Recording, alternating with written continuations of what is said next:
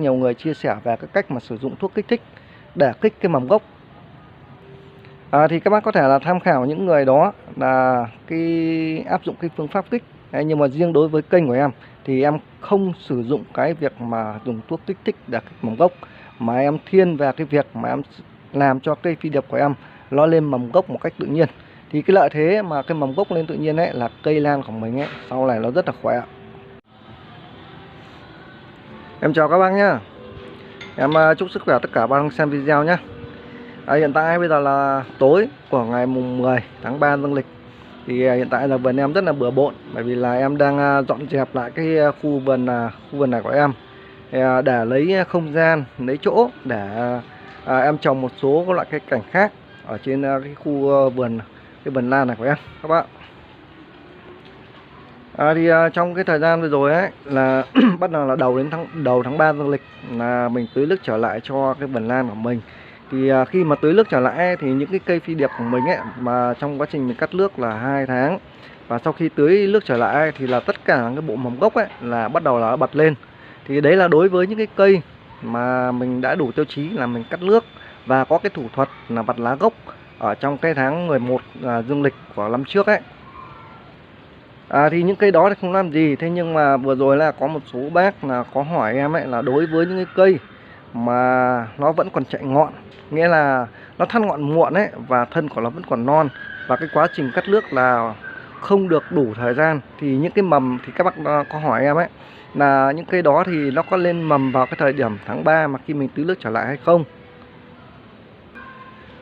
Thì nhân tiện hôm nay em đang dọn vườn thì có một cái số chậu lan mà các bác xem video cũng biết đấy, là trong cái thời gian vừa rồi ấy là cây của em nó không chịu thoát ngọn.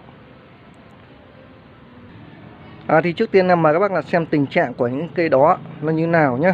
Thì trước mắt đây là một cây chậu là nó vừa mới chớm thoát ngọn đây, thì các bác nhìn là thân nó rất là non, Thì những cái chậu này ấy, là vừa rồi ấy là em để trên góc trên này này.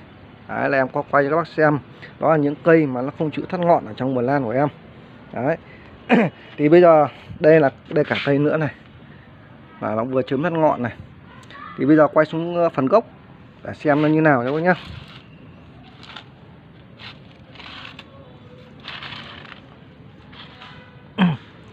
Đây các bác, thì cây này nó lên mầm đây. Đây các bác, thì đây cây này nó vẫn lên mầm nhá. Thì quay lên phần trên ngọn cho các bác xem. Thì ngọn nó ra đây là đúng là cái ngọn.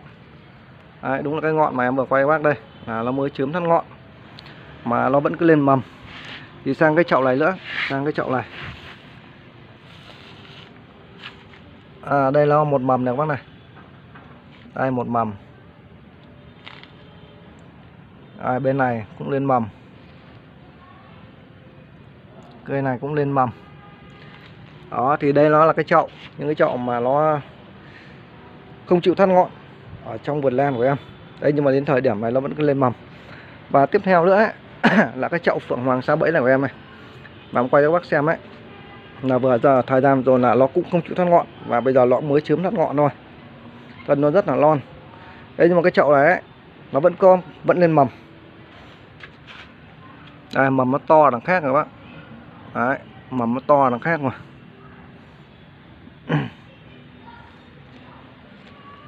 Đây bác này, mầm. Rồi thì tiếp tục sang bên này.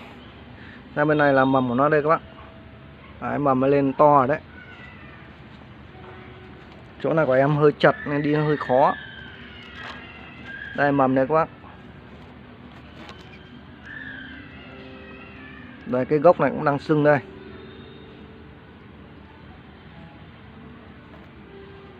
Đây là mầm đây các bác. Đấy các bác, thì đấy là một số chậu lan mà những cái chậu này là em đã cập nhật thường xuyên các bác xem, là trong cái thời gian mà mùa nghỉ của cây lan ấy, cây dòng phi điệp ấy, mà những cây này của em vẫn chạy ngọn. Thế nhưng mà bây giờ ấy, là khi em tưới nước trở lại, nghĩa là những cây này ấy, là em chỉ có một cái khoảng thời gian, đó là cái đợt mà em làm hàng Tết ấy, là em không thời gian chăm sóc, em không thời gian tưới. Mặc dù không tưới nhưng mà nó cũng không chịu thoát ngọn các bạn. Thì thông thường như những cây này đấy, những cây mà tình trạng như này ấy, thì nó sẽ lên mầm gốc muộn hơn là so với là những cái cây mà mình có thủ thuật mình làm. Thủ thuật ở đây nghĩa là mình vặt lá gốc từ cái tháng 11 dương lịch và mình cắt nước 2 tháng, tháng 1 và tháng 2, đến khi đầu tháng 3 mình tưới nước trở lại thì những cây đó là nó sẽ lên mầm gốc ngay. Thế nhưng mà đối với những cây mà nó non như này ấy, nó lên mầm gốc thì nó cũng sẽ lên cho các bác, nhưng nó sẽ lên muộn hơn, là nó lên muộn vào cái thời điểm mà nó ấm áp. Ví dụ như ở ngoài miền Bắc của em ấy, là những cây này muốn lên mầm một cách tự nhiên ấy thì nó phải rơi vào nhanh thì là cuối tháng 3, không thì là sang đầu tháng 4 dương lịch thì những cái cây này nó mới lên mầm. Thế nhưng mà những cái chậu lan này của em ấy, nó lên mầm được như này, đó là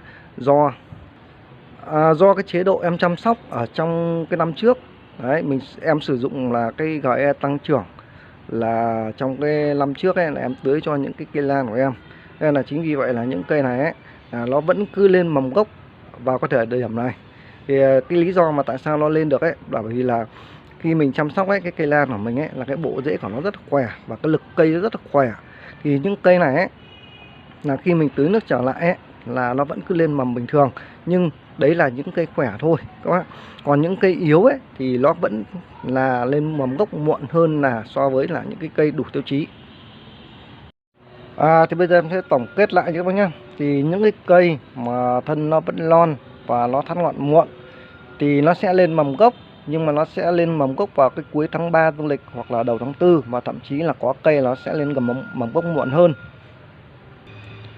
Đối với những cái cây mà nó tình trạng là thắt ngọn muộn và thân của nó non, mà mình muốn cho những cây đó lên mầm gốc sớm, nghĩa là vào cái đầu tháng 3 dương lịch, nghĩa là cái thời gian mình tưới nước trở lại ấy, để cho những cái cây lan của mình ấy, cây phi điệp của mình nó đồng loạt lên mầm gốc ở trong cái thời điểm đó, thì những cây đó nó phải phải có một cái chế độ chăm sóc cực kỳ là tốt ở trong cái chu kỳ mùa nghỉ của cây. Đó là mình sử dụng là dinh dưỡng để mình chăm sóc những cây đó, để kiến tạo cho những cây đó lực của nó thật là sung. Thì đến tháng 3 khi mình tưới nước trở lại thì những cây đó nó sẽ nảy mầm gốc. Đấy là cái trường hợp mà mình để cho cây phi điệp mình nó nảy mầm gốc tự nhiên. Còn nếu như các bác muốn mà cái mầm gốc của mình lên sớm như những cái cây khác, thì đối với những cây non như vậy ấy, thì bắt buộc các bác phải dùng thuốc kích. Sử dụng thì nếu các bác sử dụng kích ấy, thì rất nhiều cái loại thuốc để mà kích cái mầm gốc ở trong thời điểm này. Thì ở trên cái mạng xã hội YouTube và cái Hoa La này ấy, thì rất nhiều người chia sẻ về cái cách mà sử dụng thuốc kích thích để kích cái mầm gốc. Thì các bác có thể là tham khảo những người đó là áp dụng cái phương pháp kích. Nhưng mà riêng đối với kênh của em thì em không sử dụng cái việc mà dùng thuốc kích thích để kích mầm gốc, mà em thiên về cái việc mà em làm cho cây phi điệp của em nó lên mầm gốc một cách tự nhiên. Thì cái lợi thế mà cái mầm gốc lên tự nhiên ấy là cây lan của mình ấy sau này nó rất là khỏe. Rồi thì các bác xem video và tham khảo nhé. Em xin kết thúc video ở đây và hẹn gặp cả nhà trong những video tiếp theo nhé.